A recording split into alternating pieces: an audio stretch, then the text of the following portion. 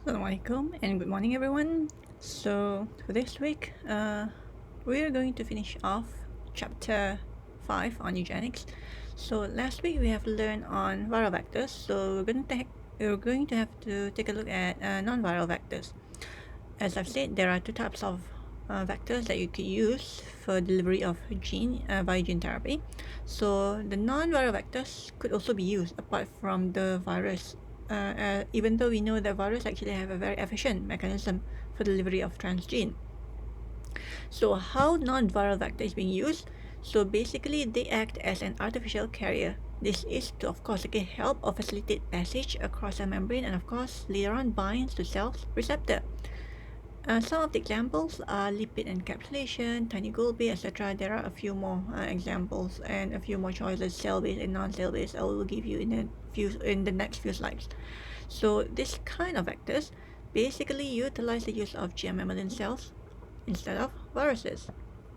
Now, the advantage of this is of course if you had to compare it directly, would be in terms of less toxic because they are I wouldn't say they are not a foreign. They are still a foreign material, but they are less toxic to our body and whatnot. And they are easy to fabricate or easy to manipulate because it has been done. A lot of research has been done on them.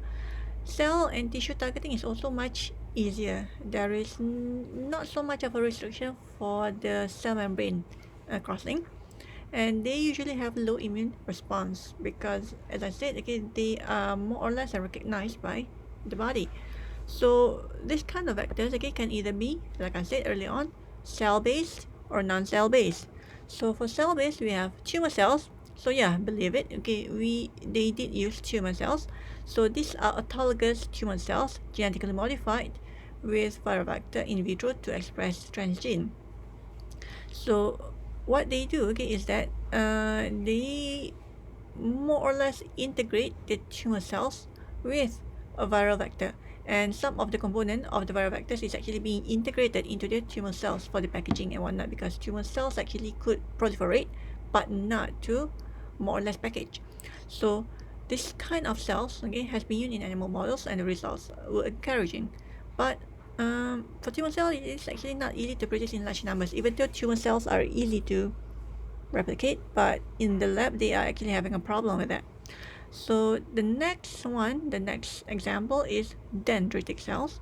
So they are usually modified from fibroblasts which could be expanded in vitro. So for those who are not familiar with dendritic cells, they are dendrite, not dendrites. Okay, so dendritic cells basically are nearer to your nerve cells. So they could be potent to APC or antigen presenting cells. So the next example is T cells. So remember T cells? Everyone has their own T cells. Don't ask me what T cells is. Go and Google it up. So they could be obtained easily and they are expandable, of course, with possible resistance of anti-tumor activity. However, it has been found that they are difficult to transfect. Manipulation is easy, but transformation, incorporation is not so. And the last one is bacteria. So bacteria, if of course there's a whole lot of bacteria, but not all of them could be used as a non-viral vector. So an example that they have used is the bacterium Listeria monocytogenes. So if anyone know, Listeria is actually quite harmful, right? But they have a unique characteristics because during phagocytosis they could either lyse into lysosome compartment or pass cytoplasm and can live in the host cytoplasm without being detected by the immune system. So delivery of transgene has been effective in some models using Listeria monocytogenes. They're also trying other bacteria, but it hasn't come into view yet. So for the non-cell based, we have liposome, DNA, and peptides. So liposome basically whereby the DNA is incorporated into lipid vesicles or liposomes, and the liposomes used are cationic liposomes, not anionic, basically used to fuse directly to cell membrane and to avoid degradation. There is a downside, because they found that gene transfer is actually less efficient, very low efficiency, less than 30%. For the DNA, it has a good efficiency from uptake of naked DNA by cells in vivo, whereby the simplest DNA that has been used as a vector is actually plasmid DNA from muscle cells from either skeletal or cardiac tissue. And the last one is actually peptides. So if anyone knows what peptide is, okay, or for those who doesn't, peptides is a product of protein. When proteins are cut into small pieces, they produce peptides, okay, so peptides. They are used to immunize against virus-induced tumor, and it is combined with immune response produced by the TAA, tumor-associated antigens. So it does not need processing, it is easy to use, and it basically could bind to some region because it has a binding pocket. Now, this is basically the schematic diagram of the non-viral vectors of how they could be produced over here and how they could be integrated into the cell. So I will explain this again in detail, but okay, if you were to say this, okay, the mechanism of integration is similar to virus vector from previous slides. So the preparation is, of course, okay, in the lab. Do whatever manipulation that you want. Prepare it in any one of the non-viral vector that has been chosen.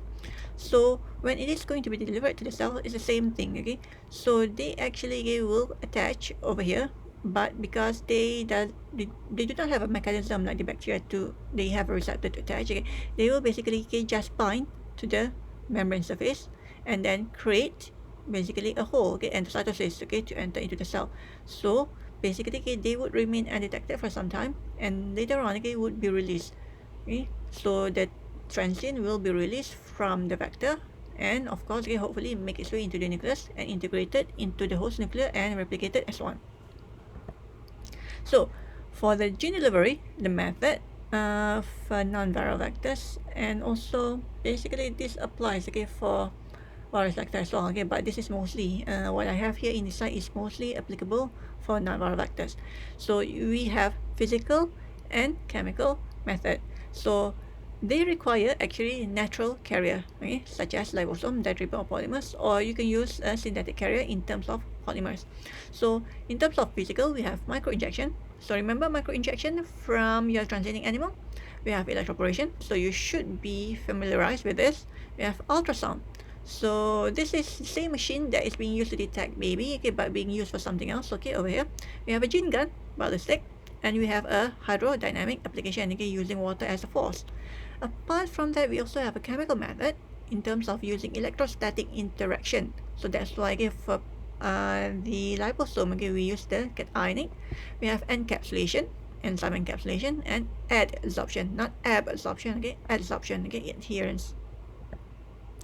So packaging for chemical delivery of non-viral vector is as such, okay, either electrostatic or encapsulation or adsorption.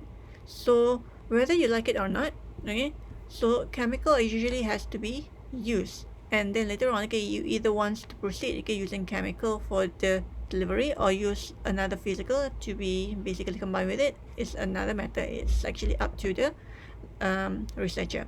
But okay, packaging has to be done in this way because none of the non-viral vector has a very good packaging system, unlike the virus. Alright, now that you have seen, okay, both of them, one from previous link and now on the non-viral vectors. So both vectors have promising delivery systems. They do, even though each one of them have some shortcomings, but much are still needed to improve targeting and specificity even up until now. So I will give you an example of some of the therapy in a while in the second video. But again, this is a look at the gene delivery method side by side, okay, between the vectors, the virus vectors and the non-viral vectors. So as you can see, there is a bit of a difference, okay, in terms of the entry mechanism. So what happens, okay, is that for the viruses, okay, usually because they have receptor, they will bind to the membrane first. As compared to the non-viral vectors, okay, they will just be either on top of it or attached and then create endocytosis to enter into the cell wall. How? There is a mechanism in that. Okay, it's actually very complex, so I'm not going to explain that in this video.